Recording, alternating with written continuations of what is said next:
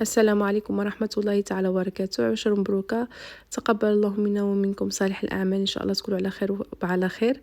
رجعتكم فيديو جديد، وهاد المرة وصفة ديال البريوات بالكاوكاو وديال اللوز، كيجيو بالشوكولات، كيجيو أكثر من رائعين، كيجيو كيحمقوا فعلا، كيجيو رائعين وكيحمقوا. كيجيو لذاذين معلكين مقرمشين، واحد المذاق فيه يا سلام. بلا ما نطول عليكم، دوزو على بركة الله المقادير وطريقة التحضير. هنايا المقادير عندي ديال جوج شكالات، عندي ديال اللوز وبيستاج. عندي هنا 300 غرام ديال اللوز، وعندي 150 غرام ديال البيستاج، وعندي 350 غرام ديال الكاوكاو.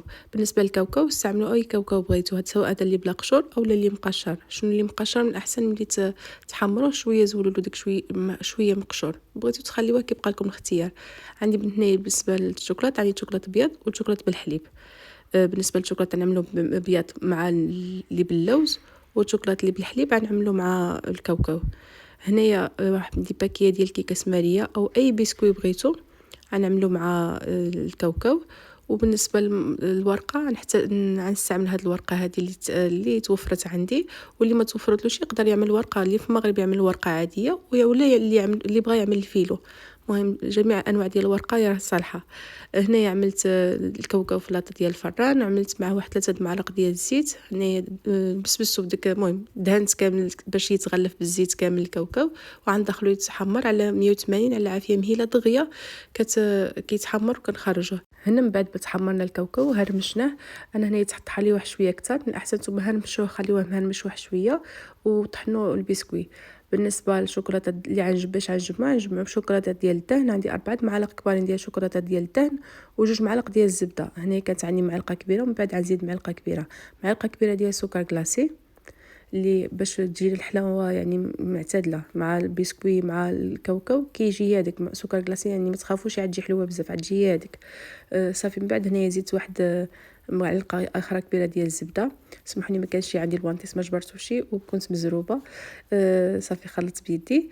صافي ديك الساعه من بعد هنايا كنحصلوا على واحد العجينه بهذا الشكل هذا، تكون الحشوه تكون شويه رطبه. اللي بغى يعمل حتى داني ديال الشوكولا يقدر يستعملوه. انا سبق لي عملته بداني الشوكولا، هو كيجي رائع. يعني كنعمل مزيج بين كريمه ديال الكاكاو، يعني شوكولاته ديال الدهن ودانيت ديال الشوكولا. يعني اذا عملتهم بيناتهم، بين دانيت الشوكولا والشوكولاته ديال الدهن وديال دانيت والزبده عفوا، صافي ديك الساعه 3 الحاجات هادو راه كيتجمعوا تاني كتر. بغيتو تعملوا الكاوكاو اكثر من البسكويت وكيبقى لكم الاختيار. المهم انا عملت بهذه الطريقه هذه. صراحه هاد الحشوه هذه كتجي رائعه، اقتصاديه وكتجي لذيذه بزاف. يعني اللي ملي غتجربوها غتعرفوني علاش كنهضر، كتجي كتحمق. صافي هنا كنقطع الورقه قطع صغيره، ما كنعملوش شي بروات كبارين، كنعملهم صغيورين. نتوما تشوفوا القياس غنعمل بيدي، يعني كيجي صغيورين بزاف. دهنتهم بالزبده اللي كانت بحراره ديال الغرفه، وخلطت معها الزيت. عملوا غير مارغرين، ماشي ضروري زبده ديال العبار، غير زبده ديال البواطه كتكون بحراره ديال الغرفه. كنخلطوا معها شويه ديال الزيت وصافي. كنبقاو ندهنوا الزبده، عفوا كنبقاو ندهنوا الورقه، كنشكلوا البروات ديالنا على هذا الشكل هذا. انا قلت لكم بروات خصهم يكونوا صغيورين باش كيجيو حلوين في، يعني في المنظر وفي الشكل، ماشي بروات كبارين، غير صغيورين. هنا صافي غنكمل اللف ديال البريوات كاملين بهذه الطريقه. يعني هنا باش كنبغي نختصر الوقت كنعمل اكثر من 4 ولا 5، وكنلويهم. الطريقه ديال البريوات كلشي كيعرفها تبارك الله، غير كفكره جديده. والحشوه اللي شاركتها معكم يعني التغليف ديال الشوكولات اللي كيجيو رائعين، وكيجي واحد فحال بونبون، واحد اللذه فيهم. كنتمنى ان شاء الله تجربوها وتردوا عليا الخبر. وندوزو على بركة الله. الحشوه الثانيه اللي 300 غرام ديال اللوز اللي نقيناها ونشفناها مزيان. 150 غرام عندي ديال السكر العادي. عندي هنا شويه ديال المسكه حره، واحد ساشي ديال الفاني.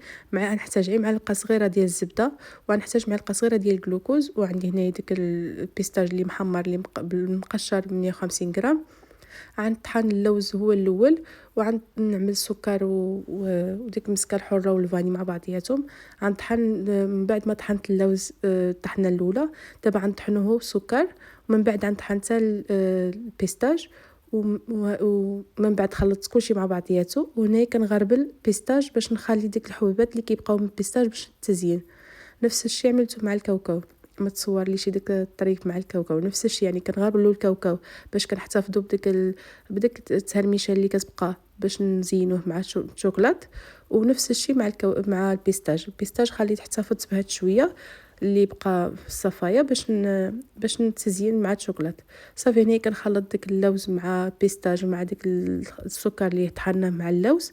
صافي هنا يزيد ديك معلقه صغيره ديال الجليكوز ومعلقه صغيره ديال الزبده، وما خصناش نعجنوها باش ما يطلقش الزيت ديالنا، يعني خصنا نخلطو وصافي حتى اذا عجناها عطلق الزيت. واكثر ملي كيتلقاو اللوز والبيستاج كيطلقوا الزيت بزاف.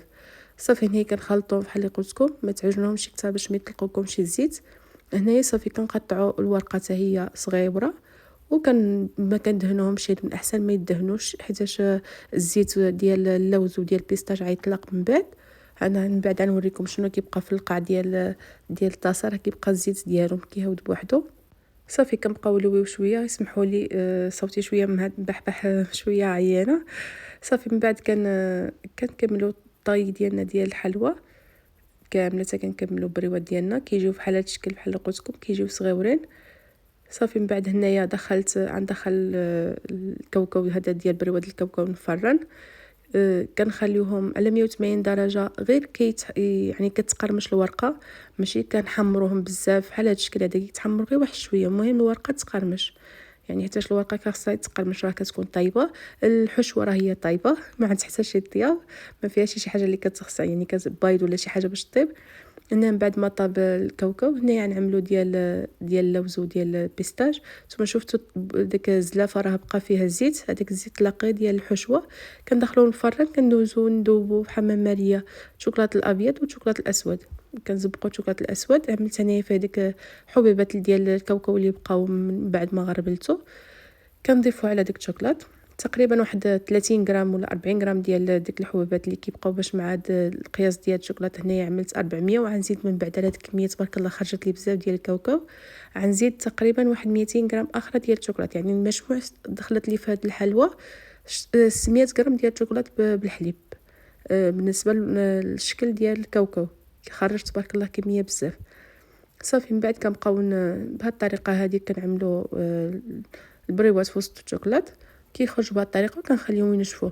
هنايا من بعد غنعملهم عاوتاني في ورق الزبده باش كينشفوا على خاطرهم، باش كنحتاج عاوتاني هاد الشبكه باش نعمل حلوى اخرى.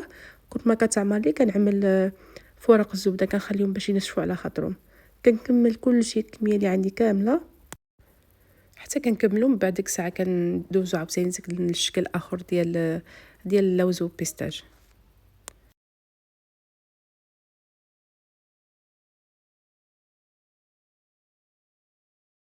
وبنفس الطريقه من بعد ما ذوبت الشوكولاط بيض، انا قلت لكم احتاجت 400 غرام، وفعلا اي كفاني هذا المقدار اللي عملت ديال هاد البريوات هذا 400 غرام ديال الشوكولاط بيض، حيت ما كتخرجش شي كميه فحال ديال الكاوكاو.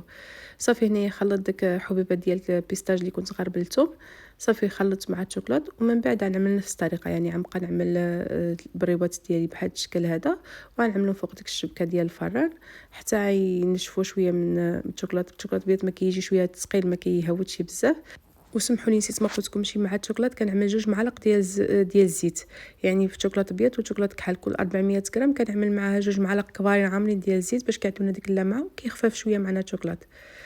صافي هذا اللي من بعد كنكملوا الطريقه بحال اللي قلت لكم نفس الشيء، كنعملوا بريوات في الشوكولاط وكنخليهم ينشفوا حتى كينشفوا كاملين، كنخليهم ينشفوا على خاطرهم. انا صراحه كان عندنا الحراره بزاف، عملته في الثلاجه باش يبردوا معايا دغيا، باش يجمدوا معايا دغيا، ومن بعد احتفظت بهم في الثلاجه، عملتهم في بواطه وعملتهم في الثلاجه. بالنسبه لهنايا من بعد ما بردوا معنا نتوما كتشوفوا، هنايا نعملهم في كويغطات، كيبقى لكم اختيار، بغيتوا تعملوا كويغطات بغيتوا تعملوا ما تعملوهمش، كيبقى لكم اختيار. انا هنايا عملتهم في كويغطات، صراحه كيعطي لهم واحد الجماليه. وصافي هنايا من بعد ما كملوا كيجيو رائعين، كيجيو كيحمقوا صراحه الله، كيجيو فنين. وما تصورتي يعجبوني اكثر ديال الكاوكاو بكل صراحه، جاو كيحمقوا ديال الكاوكاو، جاو فنين، جاو شي حاجه اللي ديك التقرميشه ديال الورقه كتبقى مقرمشه مع داك المذاق ديال الشوكولات مع الحشوه اللي داخل. لذيذه بزاف صراحه الله. كنتمنىكم تجربوها وتردوا عليا الخبر، فعلا حلوه كتستحق تجربه، فكره جديده وحشوه اللي فكره هي جديده. كنتمنى ان شاء الله تعجبكم وتنال الاستحسان ديالكم. واذا عجبكم الفيديو ما تنساوش تضغطوا زر الاعجاب وتشتركوا في القناه اذا كنتوا اول مره كتشوفوا القناه باش يوصلكم دائما جديد. نتلاقاكم فيديو مقبل ان شاء الله. دمتم في رعايه الله. عواشركم مبروكه ودخل عليكم ربي بصحه وسلامه وتعيدوا ان شاء الله بصحه والهنا.